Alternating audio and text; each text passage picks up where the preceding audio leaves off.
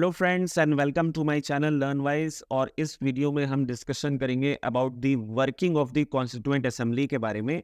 इससे पहले जो मैंने वीडियो बनाया था उस पे मैंने बताया था कि कैसे जो कॉन्स्टिट्यूएंट असेंबली है उसका हिस्टोरिकल डिमांड किस तरीके से हुआ और कॉन्स्टिट्यूएंट असेंबली का फॉर्मेशन कैसे हुआ, that is by the cabinet mission plan of 1946। और उसके बाद कॉन्स्टिट्यूएंट असेंबली का कंपोजिशन क्या था, इसके बारे में हम डिस्कशन कर चुके हैं इससे जस्ट पहले वाले वीडियो में। तो अगर आपने वो वीडियो नहीं देखा है तो जरूर से पहले वो वीडियो आप लोग देख लीजिएगा, तभी आपको ये जो वीडियो है आगे वाला ये समझ में आएगा। मैं प्रीवियस वीडियो का जो लिंक है वो आई बटन में प्रोवाइड करवा दूंगा।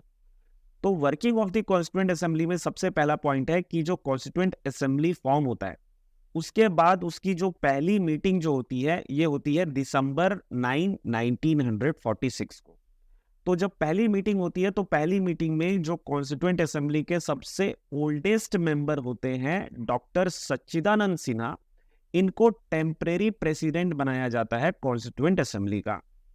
उसके बाद दिसंबर 11 1946 मतलब जस्ट 2 दिन के बाद, ठीक है, दिसंबर 11 1946 को डॉक्टर राजेंद्र प्रसाद जो होते हैं इनको कॉन्स्टिट्यूएंट असेंबली का प्रेसिडेंट बनाया जाता है और जो एच.सी. मुखर्जी होते हैं इनको कॉन्स्टिट्यूएंट असेंबली का वाइस प्रेसिडेंट बनाया जाता है।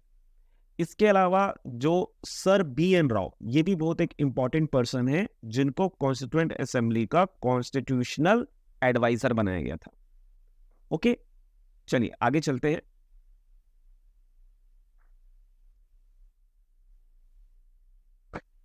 नेक्स्ट हम देखते हैं about the objectives, resolution and the changes that are being done by the Independence of India Act 1947। Independence of India act 1947 के बारे में भी मैं वीडियो बना चुका हूं और इसका भी लिंक मैं आई बटन में प्रोवाइड करा दूंगा। तो अब हम देखते हैं कि कॉन्स्टिट्यूएंट असेंबली में इंडिपेंडेंस ऑफ इंडिया एक्ट 1947 के कारण क्या चेंजेस आए। दिसंबर 13 1946 को जवाहरलाल नेहरू ये क्या करते हैं, कॉन्स्टिट्यूएंट असेंबली में एक ऑब्जेक्टिव्स रिजोल्यूशन पास करते हैं। ऑब्जेक्टिव्स रिजोल्यूशन एक डॉक्यूमेंट है जिसमें ये लिखा हुआ है कि हम कॉन्स्टिट्यूशन किस लिए बना रहे हैं और इससे हम हमारी कंट्री के लिए क्या अचीव करना चाहते हैं। बाद में जब कॉन्स्टिट्यूशन बन जाता है उसके बाद इस ऑब्जेक्टिव रिजोल्यूशन को ही इसको मॉडिफाई करके preamble of the Indian constitution बनाया गया। The resolution was adopted by the Assembly on January 22nd 1947। मतलब कि जो ऑब्जेक्टिव रिजोल्यूशन है इसको कॉन्स्टिट्यूएंट असेंबली जनवरी 22nd 1947 को अडॉप्ट कर लेती है।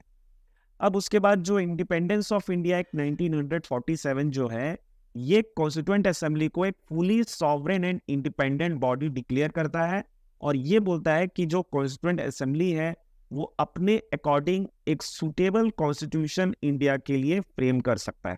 ठीक, अब कॉन्स्टिट्यूएंट असेंबली का काम सिर्फ कॉन्स्टिट्यूशन ही बनाना नहीं था, उसके अलावा जो हमारी जो कॉन्स्टिट्यूएंट असेंबली है वो एज अ लेजिस्लेटिव बॉडी भी वर्क करती थी।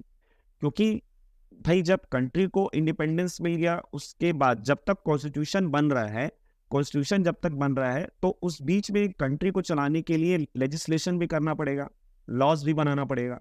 तो कॉन्स्टिट्यूएंट असेंबली का दूसरा काम क्या था, लेजिस्लेशन। और यही कॉन्स्टिट्यूएंट असेंबली जो है हमारे इंडिपेंडेंट कंट्री का पहला पार्लियामेंट बनता है। ठीक है, तो कॉन्स्टिट्यूएंट असेंबली जब भी as a constitution making body जब वो वर्क करती थी तो उस समय कॉन्स्टिट्यूएंट असेंबली को चेयर करते थे डॉक्टर राजेंद्र प्रसाद, और जब constituent assembly as a legislative body work करती थी तब उस असेंबली को चेयर कौन करते थे, जी.वी. मावलंकर। ये बहुत इंपॉर्टेंट है, इसको याद रखिएगा कि जब भी constituent assembly as a legislative body work करती थी तो उसके चेयरमैन कौन होते थे, जी.वी. मावलंकर। ठीक है, चलिए अब हम other functions performed by the constituent assembly की भैया और क्या क्या फंक्शन किया कॉन्स्टिट्यूएंट असेंबली ने apart from adopting the constitution and working as a legislative body.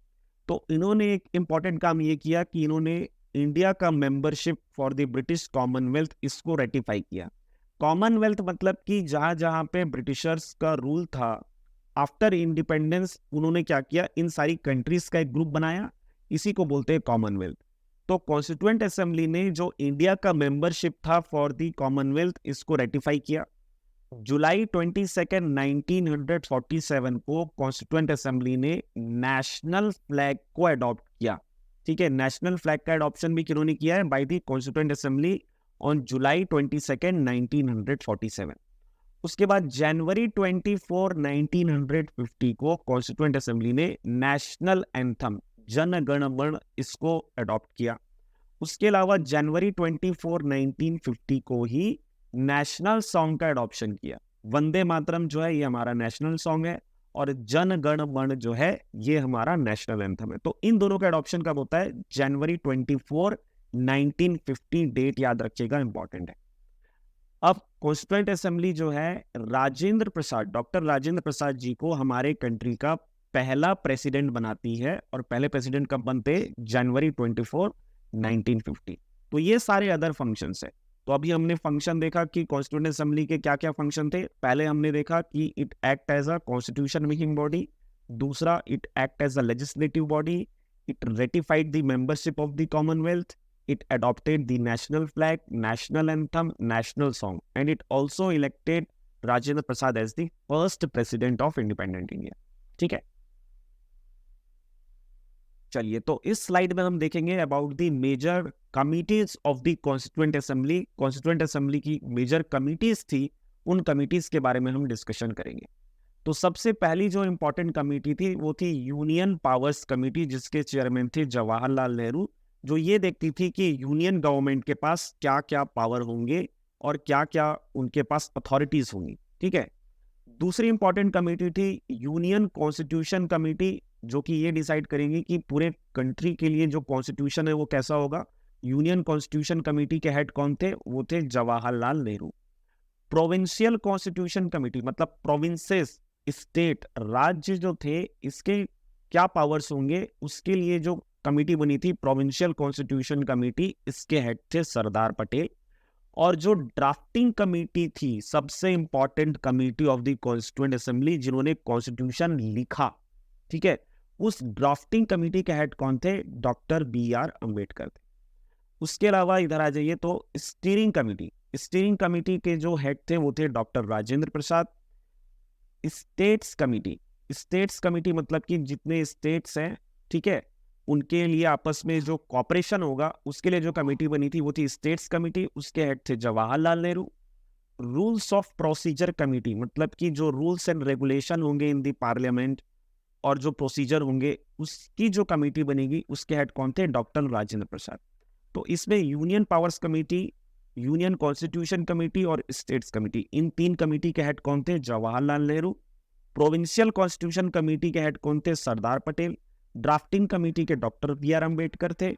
Steering committee और रूल्स ऑफ प्रोसीजर कमेटी, इसके हेड कौन थे? डॉक्टर राजेंद्र प्रसाद थे।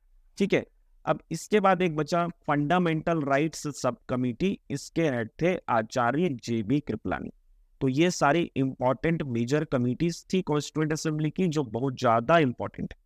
तो आई होप आपको ये वीडियो अच्छा लगा होगा, जिसमें हमने डिस्कशन किया about the working of the constituent assembly and what are the major committees of the constituent assembly.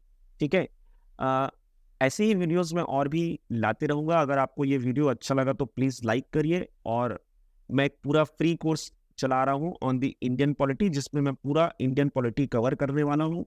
और जो मैंने प्रीवियस वीडियो पहले बना लिए हैं about the historical background of the Indian constitution, आप उन वीडियोस को प्लीज देखिए। And thank you very much for watching. और आप कुछ अगर कमेंट करना चाहते हैं, कुछ आपके डाउट्स है, तो बिल्कुल आप कमेंट सेक्शन में पूछ सकते हैं। Thank you once again and have an awesome day.